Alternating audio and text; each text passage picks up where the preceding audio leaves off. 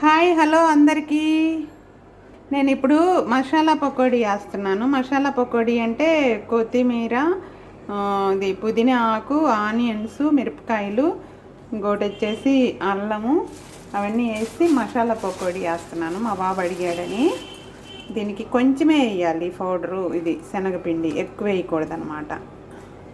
ఇలాగా సాల్ట్ వేసి బాగా, వాటర్ దీనిలోనే ఉంటుంది, ఆనియన్లో వాటిల్లోనే, ఇదే సరిపోతుంది. ఇలా గట్టిగా కలిపేసి వేసేయటమేనమాట.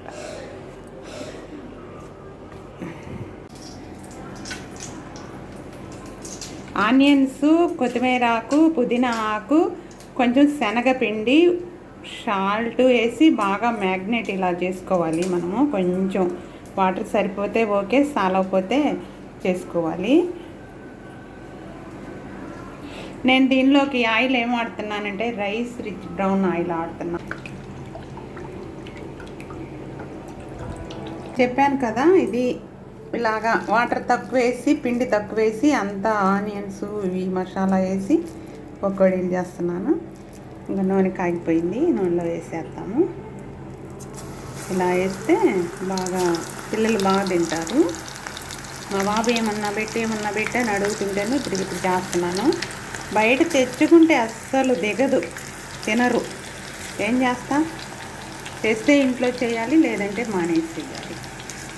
అలాంటి పిల్లలు అయిపోయారు. ఏం చేస్తా, ఇది ఇలా గట్టిగా పిసికి వేసేయాలి. ఎందుకంటే పౌడర్ తక్కువ ఉంటుంది కదా, ఆనియన్ విడిపోకుండా ఉంటుంది అన్నమాట.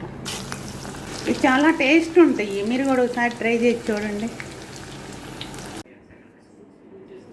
సామ్రాట్, ఇప్పుడే అడిగావుగా, ఇగో పకోడీలు, మసాలా పకోడీలు చేశాను, తిను.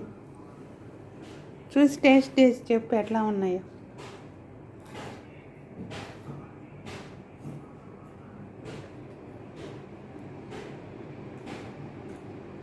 బాగుంది.